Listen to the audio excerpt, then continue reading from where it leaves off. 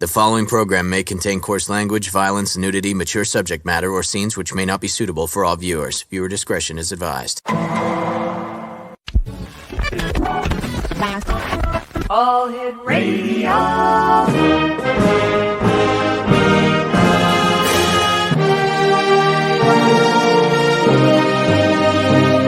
Welcome to the X Zone, a place where fact is fiction and fiction is reality. Now, here's your host, Rob McConnell. And welcome back, everyone. This is the X Zone. I'm Rob McConnell, coming to you from our broadcast center and studios in St. Catharines, Ontario, Canada. And if you'd like to follow us online, just go to www.xzoneradiotv.com and on Simul TV, the good old channel number 32. We're also available on, the Mutual Broadcast Network and the Talkstar Radio Network. And we're here Monday through Friday from 10 p.m. Eastern until 2 a.m. Eastern as we continue our quest of searching for answers but demanding the truth. My guest this hour is a young lady that I've had the pleasure of knowing for so many years that her 3-year-old daughter is now in university. And of course, I'm talking about Holly Hall. She is one of the most credible astrologers that I've ever had the pleasure of knowing over the many years doing this show, over 4,300 guests. And I think Holly rates in the top 10 of that beyond a shadow of a doubt. Joining me now from somewhere near Guelph, Ontario is Holly Hall. And Holly, welcome back to the X Zone after all these years. Great having you with us. So hey, Holly. I'm so excited to be here. It's been a little thanks. while. It has. What have you been up to since you and I last talked so many years ago before your daughter went to university? I know, right? She's actually 6 years. I think we did a show right at the beginning that she went to university. But in the last couple of years, during all of this craziness that's been happening, when the peak of the sales went up, we sold our home, empty nesters.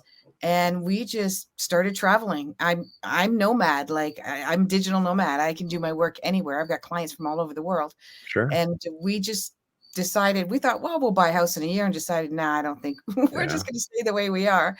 We're just traveling along. So in the summertime, we're here at a family property, and we've got our fifth wheel. And then in the winter, we start traveling again. Down south, I suppose. Oh, of course. Of course. We were in Mexico for 6 months last year, and then we'll go to Mexico again, then Florida. But I'm meeting awesome people because so many people are doing the same thing since COVID started. Yeah, a lot of people exactly. decided to just go digital nomad or just start moving to different countries. So we're meeting so many Americans and Canadians and all these great stories, and doing my work, as I love doing my astrology work and helping people around the world. How did you get started in astrology? Well, I come from it a bit, honestly. My mom's mother is the last of the gypsies to settle down in Hungary. And my mother was tarot card tea leaf reader. And I grew up really a very bit of a scientific mind. And I didn't think I had the ability. I was told by a psychic friend of theirs when I was 13, because they said, this 13-year-old in the house will have an answer that you're looking for, because they were calling him for an answer. And I just thought I was giving them common sense. And then in my early 20s, I was complaining to a friend that I don't seem to have this ability. And he goes, oh, here's a book. And it was an astrology book. And I was like, yeah, I don't think so, but I'll humor him and read it anyways. And I couldn't put it down. And I haven't stopped doing astrology ever since. I've done it in past life. I've had proof of that. I picked it up really, really quickly. And then a whole bunch of other skills came into play as well since then. Holly, how many different types of astrology are there? Oh my gosh, there's so many. I probably can't list them. There's Hindu, there's Babylonian, there's Western, there's sidereal, there's Vedic astrology, Chinese astrology. A lot of people are familiar with that. And there's tons of them. I did Western for a long time. And then in the last year, I started moving towards sidereal, which is very similar to Vedic astrology. What's the history of astrology? Where did it start and how did it start? Yeah, so that's the one I mentioned, Babylonian. They've got documentation on glyphs on walls that are date back to 5,000 BC, even earlier. They could see the night sky much clearer than we could. So they could probably see as far as Saturn. But even in some of the glyphs, I seen like a historical stone that they've saved in one of them, and it shows all 10, all of the planets, 12 altogether, but all 10 planets plus the moon and the sun around some Right. kind of god's head, a god like a Hermes or Mercury or whatever. So they knew that all the planets were there for some strange reason. What happens in the case of a planet being demoted like Pluto did? I know, right? How does that affect astrology? Yeah, we don't subscribe to that. Pluto is Oh, still going to be Pluto for us.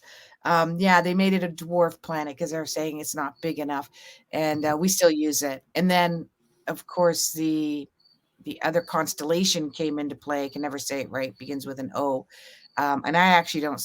I'm not saying it's not there. I can see it clearly in the sky that it's there, but I just don't use it. Whoops, where did Holly go? Where did Holly go? Oh, there she is. There I am. Hey, welcome back, Holly. Thanks. So how did yeah.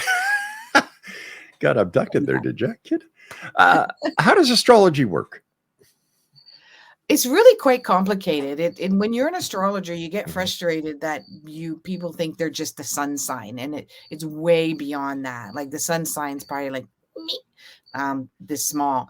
But I'm sure anybody who's in a detailed profession probably gets upset when people just think they classify you as one. So it's quite it's basically the map of the sky, the day that you were born, and we look at that, and we look at that map like it's a language to us. Everything means something. The angles, the degrees, it's basically astronomy, which is the map of the sky. It's merely astronomy. NASA could create this. Ephemeris are astronomy, and then we use it, and it speaks a language to us. So then we compare it, almost overlay what the map of the sky looks like, let's say next week, and then that's where we do the predictions of the transits, they're called, that are going to affect somebody in the following weeks or months or years. I do it in an empowering way. I like my clients to utilize these energies to promote, to advance them in their life and get them the things that they want and work through childhood issues, etc. There's still a prediction involved, but it's not as some people are really afraid that I'm going to tell them something scary, and I won't do that. I use it for their advantage. Even if it's an uncomfortable situation I'll say, this is why you're going to go through this, and you're going to come out of it on the other end with all of these bells and whistles. So why did you change from Western to Vedic?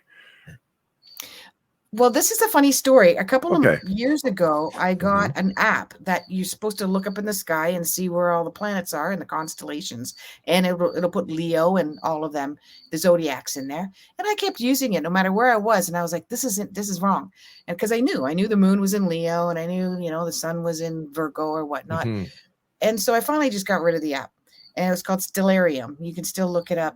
And I still use it now. So then when I was wondering why I wasn't doing Vedic, because I had a past life experience where I knew I was an Eastern astrologer at past. I'm like, why don't I like Vedic astrology? But it's a little more complicated Vedic. So because it's the squares and it's got different names for the planets and whatnot. So anyways, I got into the sidereal, which is very much like Vedic, but it still uses the Western wheel and the Western houses, and that I can relate to in the Western zodiacs. So then I went back to the app, and I was like, okay, now this makes sense, because in actuality, the constellations have shifted about 24 degrees or almost 24 days for the sun sign, for example, because the Earth is on axis, it's on a wobble, and we're not looking at the sky the same way we did 2,000 years ago. So the ancient Western astrologers have created this ephemeris, which is telling us where everything is in the sky, when it's actually not even there now. So it's much more accurate. There's still a type of Western flair to it, but the accuracy is much clearer, much better for me. So that's why I switched. Well, I guess that could also be because of all the pollution we have in the sky too, right? Yeah, absolutely. Yeah. We don't, if you take a look at the history of astrology, or you take a look at just the history of astronomy, it's like the skies were so bright once upon a time, It wasn't even dark. Like, it was dark, but not like this dark. Like, you could Yeah. hardly see blackness. All you would see is just bright Brightness. nebulas and constellations and stars. You'd see And them you all. can still see that. We were up north to a friend of ours this past weekend, and he lives, let me see, way north of Sudbury. Yeah. And he's on a lake in the Oh, middle of nowhere. yeah. It was bright in the middle of the night, Yeah. and it was just a beautiful sight to behold. Wow. Holly, what's the connection, in your opinion, between the three wise men or the Magi and the Christmas story? Were they astrologers? Well, that, the jury is out on that one, depending on what type of religious person you're talking to. Well, let me what see. Bible that you're reading. Since Holly Hall is here, you're going to be the jury foreman. They were astrologers, in my opinion. Yeah. They were looking for the North Star. They Yep. were guided by the North Star, and they were guided by their intuition or their knowings, or they were guided by them. Nobody told them, "Oh, go follow that bright star over there." Right. They just knew where to go. So yeah, absolutely, they were astrologers. How Magis. accurate are the newspaper horoscopes? Do they have any validity? And like I look at it once in a while and I figure, all right, there's how many billion of people out there, and they've got I everybody know. clumped into 12 little groupings. And is it, when somebody looks at their astrology in one of these magazines or in the newspaper, that they actually look in their life to find something that is coincidental with the reading that they're seeing there? If it can give you a gloss over, like if you're reading Virgo, for instance, and you have a lot Right. of Virgo in your chart, like a lot, then you're going to definitely resonate with it. But if you're in sidereal astrology and you're in a different position now, and you really are more like a Leo, you're going to go like, I just don't. And there are people out there that'll say, I Yeah. read my horoscope and it doesn't click with me. Probably because you're not that sign. You're the sign before that, and possibly all of the other ones are. But it's, to me, it's just like a big foggy mirror. If I walk by it, I can see an image there, but I'm not going to see the Yeah. details. Miss Holly, you and I have to take our first break. Exo Nation, Holly Hall is our special guest. She's an astrologer. Her website is askhollyhall.com, and Holly and I will be back on the other side of this short break. Don't go away. And Holly Hall is my guest. askhollyhall.com. Holly, as an astrologer, when you're doing all your readings for your clientele from all over the world, since COVID, has there been a shift in the kind of questions you're being asked? Yeah, absolutely. And it's actually more right up my alley. People have dispersed themselves. A lot of people, I would say 50% of my clients have dispersed themselves from the matrix, from mainstream working, and they're wondering what their purpose is and what their destiny. And some of them have lost marriages through this, and jobs, Yeah. and a lot of really, really difficult things. And what I love now that it's about 3 years into it plus, is that my clients that because I coach my clients on a regular basis. So clients that had lost their jobs 2-3 years ago, or chose to leave their jobs 2 or 3 years ago, now they're finding where their purpose is and where their mission is. And they're going to more alternative ways of doing their work, or they're finding other career paths that they've always Right. had a passion for. So yeah, it's been really fun to watch their journey through all of this. When you were doing your astrology prior to COVID, was there any indication that something of the magnitude of COVID was coming? Yeah, actually on my TikTok, which is Ask Holly Hall, you can go in there, because I did a YouTube in 2019, and it's also in my book, 101 Answers from the Universe, which I wrote in 2019. And Source told me I had to have this done by January 2020.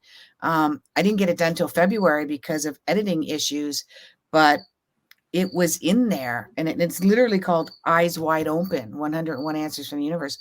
And I didn't say COVID was going to happen. I didn't say there was actually what I said was the real pandemic is division. And this was before a pandemic came out. So, or epidemic, I think I used that word, was the division and divide, and that people just didn't have their eyes wide open. So there was a few key things that I said that was clear something was going to happen. And then my clients had said to me later on, they said, did you find a trend? Like, you told me that something's going to happen in April. You told me something's going to happen in April. You told me something. And I started realizing I told a lot of people that something was going to happen to them in April, which was in Canada. That's when it all came to us. Yeah. And that's when and in US too. I have a lot of American clients. And that's when that's when a lot of stuff happened for them, specifically the mandates for a lot of people left their jobs or lost their jobs, etc. It was horrific. So many people out there lost so much, lost loved ones, lost, like you said, their jobs, their homes, their marriages. It was horrible. Do you think that this was a wake-up call? Yeah. Yeah, it's a combination of a lot of things, but it's definitely a wake-up call. And I'm a little dismayed that it's not, people aren't awakening as much. They're starting to become used to it. Like, this is it. What else is going to happen, kind of thing, which happened a lot in the World War II. So, but it's definitely a wake-up call for a lot of different things that are coming out. When do you think we're going to get back to, put this in quote, the norm? Normal. Yeah.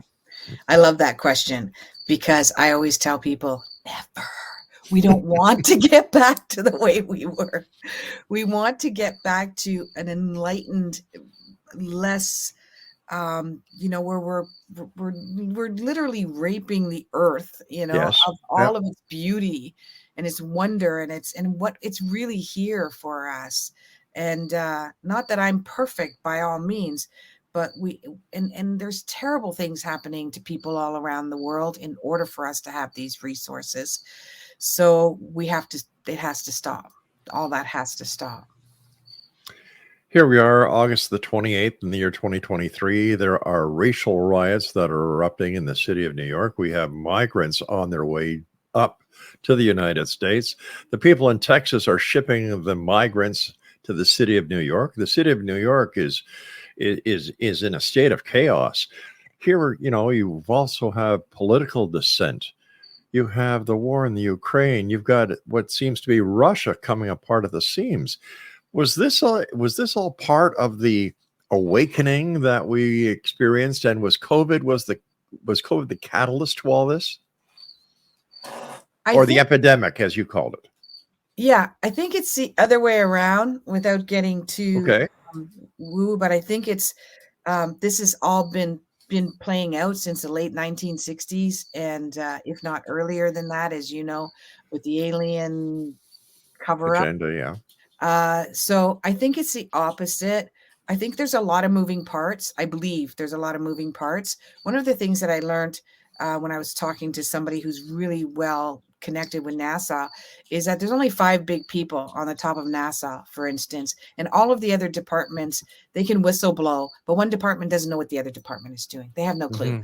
And so there's not really a tight ship running. So I believe that's the same thing that's happening specifically with Europe. I did a Substack article in the early 2020, and it was called Russia and China and the divide. The image was a divide, and I still stick to this day. I believe that they'll first work together. China and Russia will be working together to, run things the way they want to. Some of the stuff that's happening in Holland is because of that. If you do your research, they want to be able to put a railway through there for that. And then they're going to fight against each other because they don't want both of them want to be taken over. So that's what I see will happen probably more into 2024, 2025, a little earlier. Things are going to start happening a little bit earlier than planned. Why are we going to what you call the global soul ascension? Yeah, it's a global soul ascension, or it can be a global rebirth. Rebirths can be difficult, and soul ascensions are amazing because we want to rise above. For those that are stuck in the matrix, or they've got their own personal things that they're working through, it's going to feel like a rebirth. For those that are ready, they're done, they've had it, they just want to see something different, they're going to be right in with the soul ascension the Earth's soul ascension. And that means that Earth will take back its power. And I'm not talking about climate change, because don't get me started on that one. But I'm talking more about the fact that we've got to wake up. But bigger companies have to, because us as individuals, we can do it, but it's still not enough. The bigger companies need to say, this is not the way we're going to be functioning anymore. So it'll happen around 2025. And we'll slowly start to see it in 2024. It'll start to divide in 2025. And what I see is it'll be a 50-50 split. Something significant is going to happen in November. We can talk about that. But the split, as we know it now, we've got about a 20-80 split. So 20% of us are living alternatively, going to alternative medical, searching that out. And 20% of us are using alternative education for our kids and food. And we're buying local and things like that. But in 2025, I believe it'll be more 50-50, because many people will be self-sustainable, or they'll be working to sustain their own community. And there are people way up there that aren't going to like that very much. Isn't that the truth? That's always the way, because it affects their pocketbook. Yeah. So the global soul ascension, basically, is that just a shift in the way that the world is operating, so to speak? Yeah, absolutely. People will start to see what a big difference it makes, because large organizations, Hollywood, I said Hollywood was going to come out with this about a year ago, and now Hollywood is slowly starting to come out with what's happening with the human trafficking. And the young kids are coming out as adults now saying what happened to them in Hollywood. So this is the larger, huge organizations are coming in with money. There's billionaires out there that are not evil. And they're going to start coming forward by the end of the year and making this, making these shifts. And you decide if you want to support these organizations or you don't want to support that. And, that goes into the gossip, where we're all going to start arguing with each other about who's right and who's wrong. It seems that a lot of green grass organizations are really starting to pick up steam, that people are taking them more seriously now than ever before. Yeah. Yeah, absolutely. So it's really exciting to see. Oh, we need the hippies back. We need ZZ Top back. We need Joan Baez singing, and the rest of it. Because they were telling us this going back to the 60s, good vibrations, give peace a chance. Yeah. Make love, not war, and the rest of it. Nobody listened. Nobody listened except the youth. And then they got drowned out by corporate America, the major corporations around the world. Well, when Sinead O'Connor just ascended herself, as I put it, she was doing an enormous amount of work to stop war and stop the church and stop the child and all this kind of stuff. I didn't even know that. I'm ashamed. All I knew was that one song that frickin' Prince wrote. She wrote so many other songs, and she was making such a massive difference. And I didn't know, but a lot of people did know. But it's a shame, because it wasn't enough to make a difference. All it takes is one person like Sinead O'Connor, or any of the other musicians out there, or the politicians out there, or people like yourself, Holly, who use your voice to get a message out there. Yeah. And it does make a difference. We just have to keep on pounding the pavement and getting that message out there. But in order to do that, I've got to take another commercial break. Okay. Holly Hall, please stand by. Exonation, our guest this hour is Holly Hall. She's an astrologer. Her website, askhollyhall.com. And we'll be back on the other side as we continue talking about astrology here in the X Zone with yours truly, Rob McConnell. Don't go away. And welcome back, everyone. Holly Hall is our guest. askhollyhall.com. Holly, you were mentioning November 2020, 2023, I believe. Yeah. What is so significant about November? Well, we're Canadian. Yay, Canada. Many of us are familiar with Jordan Peterson, what's going on with him. So he has gathered a massive amount of people that will join in England and create a new forum that will be for the people, for the citizens. So at that time, I'm predicting the beginning of the Great Divide. He's also very religious, so there will be some religion brought into play. And if I see this a lot in my comments on TikTok, that people say, well, God's going to save, Jesus is going to save, this is the second coming. And I've talked to some experts around that. I'm not a big Bible religious person. I was born and raised that way, but no, I'm more open-minded now than the dogma, but it will be a part of it. I think more of a spirituality of let's care about this, whatever higher power has given us this beautiful life on this beautiful planet. And that's going to be the beginning of it. And I told you that I've gotten really big into aliens and whatnot. And the whole universe is watching this show, show. I won't say the whole word. And there's a lot that's going to, and as we know, the government of the United States have told us that they're in cahoots with that. So I believe that November is the beginning of it. And next June is when we're going to be more exposure to what's going on with the rest of the universe around it as well. And that's where the divide's going to come, because people are going to go, I don't believe in it. And I do believe in it. I don't believe in a higher power. I do believe in a higher power. And also we're not going to know what to believe, because they're going to be able to fabricate events, and we're not going to know what's the real thing and what's not the real thing. Now, when you say they are going to fabricate events, who are you talking about? I want to say government, but it's higher than that. It's above the government, but yeah, the ones that want to remain in power. Why do you think that there's been such a cover-up or a disinformation context when it comes to the ET presence? I think at first it was innocent. They just wanted to not scare the bejesus out of people. Right. And I also believe that they then later on, because they wanted to keep the wreckage and to be able to analyze it and back engineer and whatnot, that created more of a secrecy, like we're children, like don't tell them too much. They'll get all scared or frightened, or they try to hold it back, or they'll want to know, are we damaging or hurting or harming anyone? So I believe that's how it started off.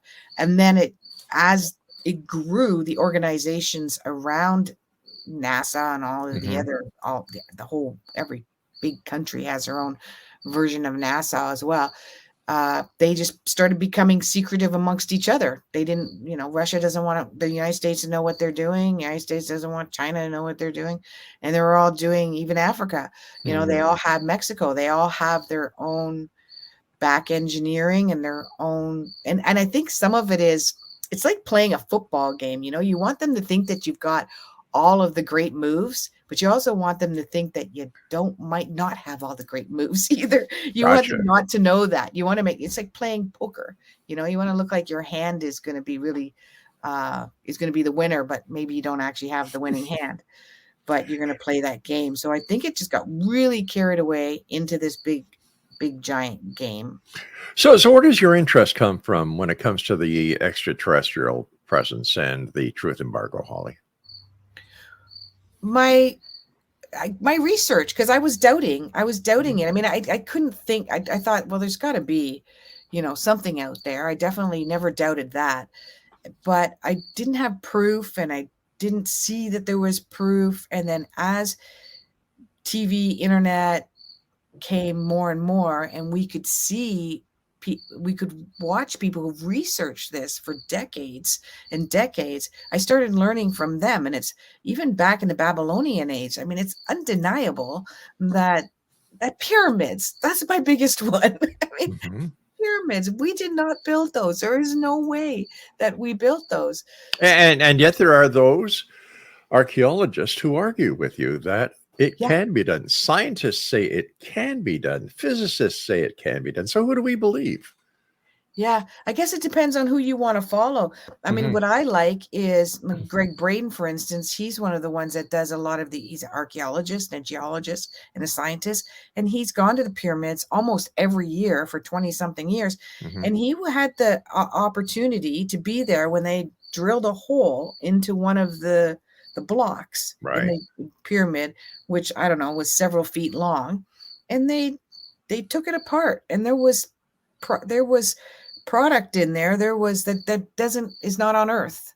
We don't have an abundance of it on Earth, or it's not on Earth at all. There was hair in it, there was resin type of thing, so they believe it was constructed of different types of material to make this. So I'm believing like the science-based ones. Scientists will argue against scientists, and archaeologists argue against archaeologists. And UFO believer will argue against UFO non-believer or skeptic. And you find the same. You find the same thing whether it's ghosts, whether it's Bigfoot, and here's the point that after doing this all the years I've been doing it, nobody has come out with any proof. No one. Really? Where's the evidence? I know. I want to see. I don't want to see a foggy picture way up in the sky. Exactly. Especially with today's technology, everybody has a high definition camera in their cell phone, and yet. No proof. So this is what I have a issue with when it comes to a lot of the information on the internet. CGI has been out for a number of years. It's advanced. Now you've got AI. And to actually put the proof in front of the public so that you don't have this great divide, why don't the ETs, if they're out there, just land and say, look, guys, we're here. Now let's get on with it. Right. That's, but when you watched, I watched part of the conference that they did, the United States did, where they all came and we're going to give you all the proof and all the truth. Ask us the questions. Yeah. It was so fluff. It was scripted. They never really, they skirted around every question. Well, we can't really divulge that, but we can tell you definitely that it's kind of there. Maybe like it was. No, I mean, just like the last one a couple of weeks ago with David Gersh and Grush, whatever his name was. Yes. Where he says, well, I can't answer that in public forum, but I will talk to you about it in secure. Well, what the hell were you there for, pal? But it's there's scary your chance when you do some of the research on a lot of the inventions that were made, and these people were killed off, or their family was killed off, or everything was taken away from them, so they're pretty much like living like a church mouse. It's threatening. They're threatened, and I think that obviously that's going to make it really difficult for people to come out with the whole truth on everything. But I do believe that they're going to come down undeniably.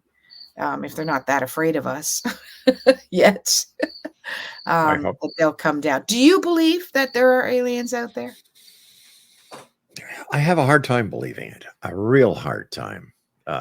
I've talked to many scientists. I've talked to the people at NASA. I've talked to, over the years, a lot of people who have made claims that they have seen or that they have been, part of. But once again, where's the proof?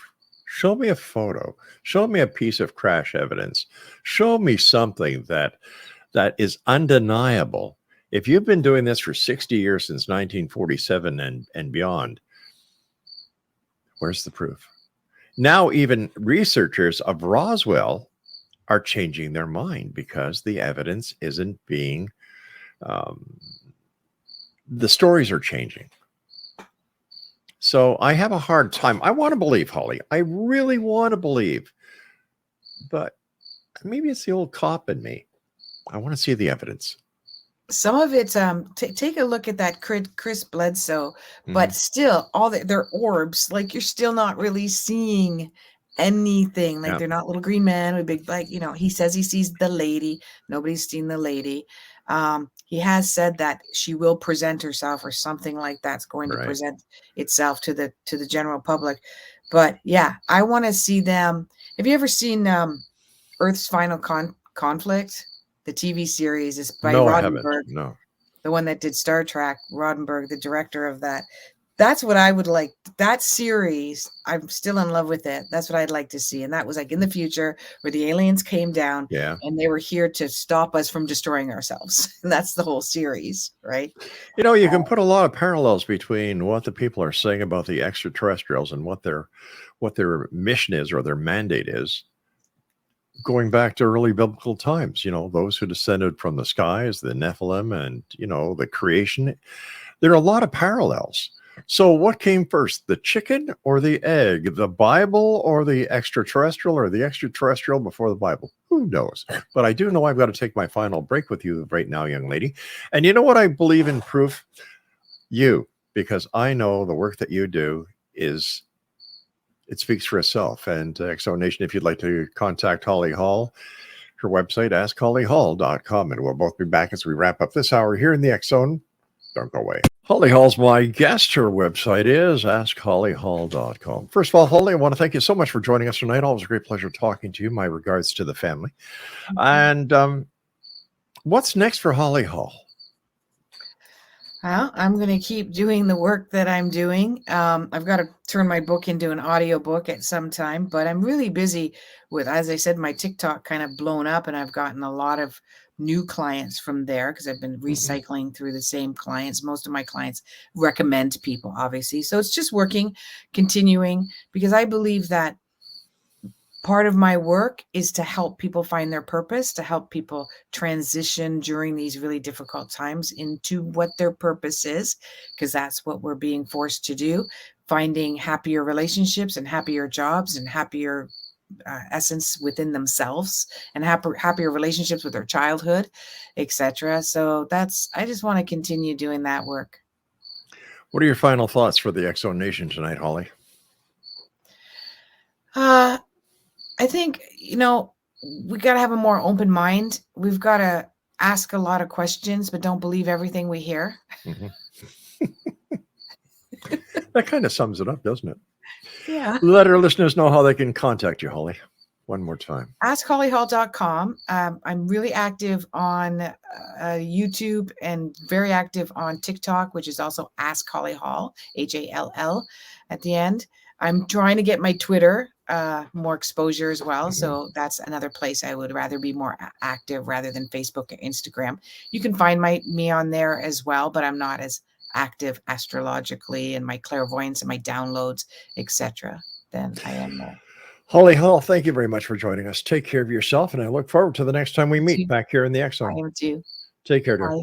Exo Nation, I'll be back on the other side of this commercial break with the news at the top of the hour. We're going to be talking about the paranormal activity in the city of Montreal. This is the X Zone. I'm Rob McConnell. Don't go away.